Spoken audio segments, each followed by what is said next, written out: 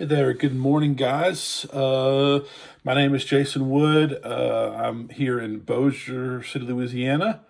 I'm a distant student, obviously. And so, one quick note, you guys, I prayed for my mom last week who was in the hospital. She had gone to the hospital with chest pains. Took a day or two to figure out that it was actually her gallbladder. By then, infection had spread into her bloodstream, and so she was in the hospital for about 7 days, battling that infection. She is now home and is doing much, much better, almost back to normal. And so, thank you guys for your prayers in the midst of that. And so yeah, let me get to it. My lesson today, my presentation is going to be on the teaching method of role playing.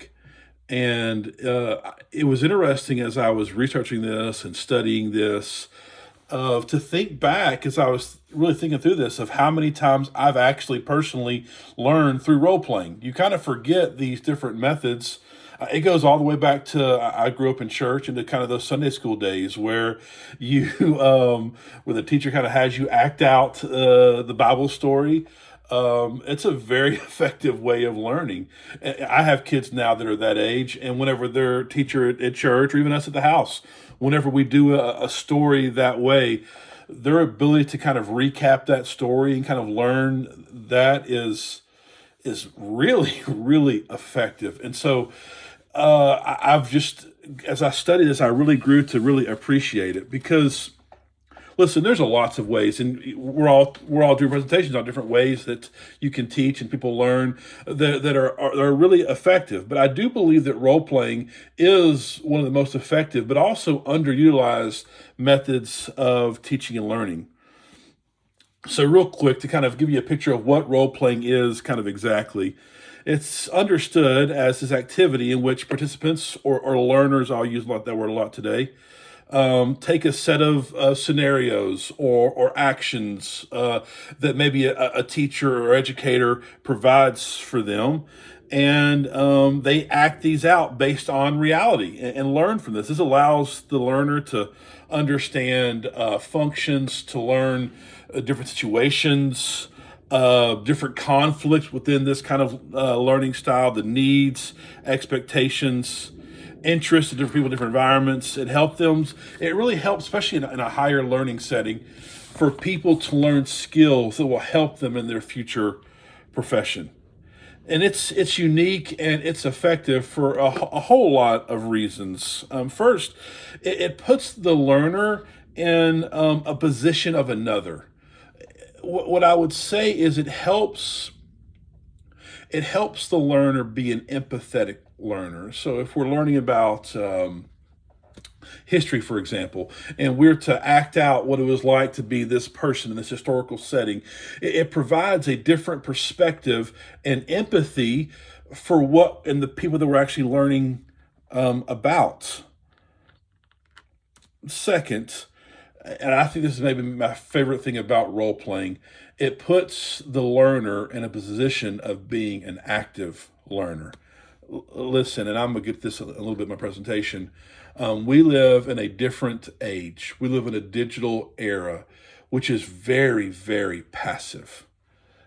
How do we consume things? We consume maybe listening to a podcast or a lecture. We consume by sitting and scrolling.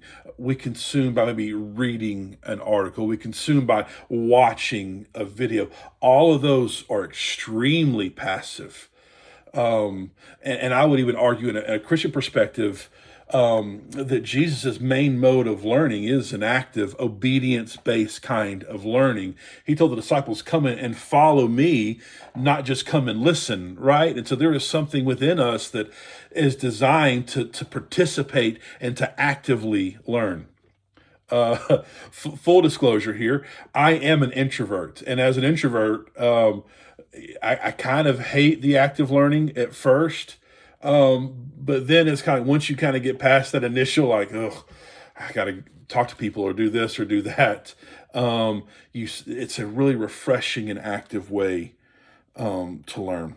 And I believe it's just it also I'll just this is not a point in my paper at all, but Active learning and learning through role playing is fun. It's fun.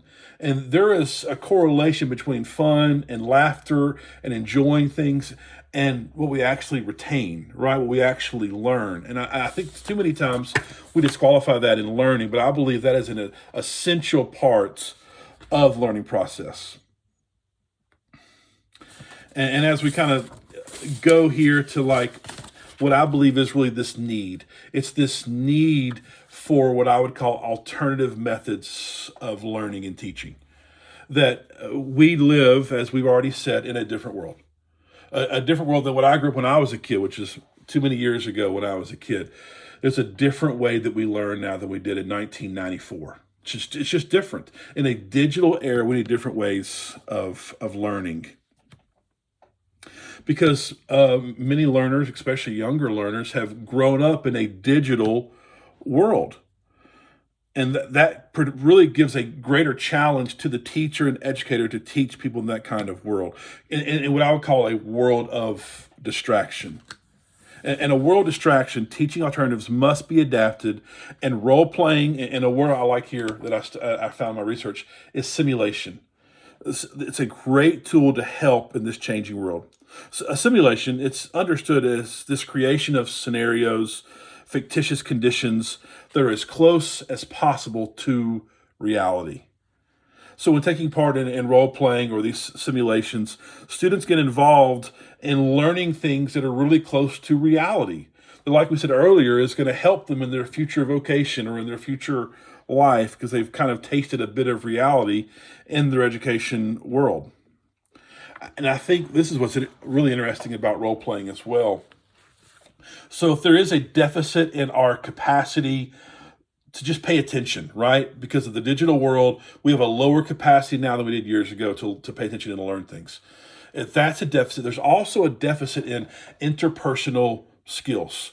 Just communication and talking to each other, there's a deficit in that nowadays. And through role playing as an educator, we get the chance to help people kind of work this interpersonal communication muscle a little bit, to learn this process of talking to each other, problem solving, possibly even dealing with conflict in the midst of all these things, which are essential for a learner in any kind of context to learn as they're growing and moving on into the professional world. And this is one of the beauties of role playing and simulation in this kind of age today. It gives learners concrete ways to learn, communicate, and adapt. And back to this idea of this just kind of being fun, I found this study. It's a 2022, it's a very recent study, 2022 study of nursing students they were kind of had 8 sessions, 4 in this traditional lecture learner model and 4 in a role playing simulation model. And not only do they learn more in role playing, but overwhelmingly, I believe 93% said that it was more satisfactory. It was more fun to learn in this alternative way. So yes, I believe we can learn more, but also we're going to enjoy learning more. So if I think we can see that there is a need for a different kind of learning style, and role playing plays a big part of that. But what does it look like? How do we actually put this into practice into a lesson or a lecture that we're teaching? I think there's many ways to do this in a classroom. One way, it's I think pretty simple, is to assign people into like maybe 2 groups in a classroom and give them a scenario to act out, think out, problem solve together.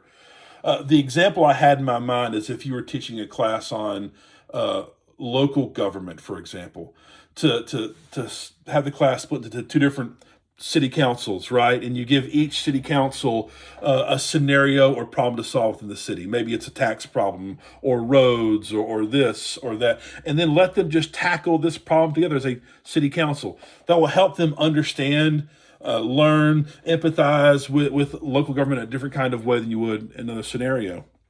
Another would be if you're doing a lecture, you kind of find a way to craft a narrative or a story within this lecture in which you create characters or This is great in a Bible context for sure. This is the Sunday school model, isn't it? That we talked about earlier. That we have act out the story of Jesus and his disciples, where you put people within this classroom in these settings where they have to learn and act out, possibly even resolve the conflict themselves through problem solving and communication.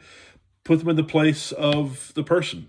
And last, I would say, is you could assign students individually an assignment to kind of do something or be a part, participate in something outside of their normal context or people group. For example, I took an anthropology class last year, a very helpful class about people groups and how to study cultures, those kind of things.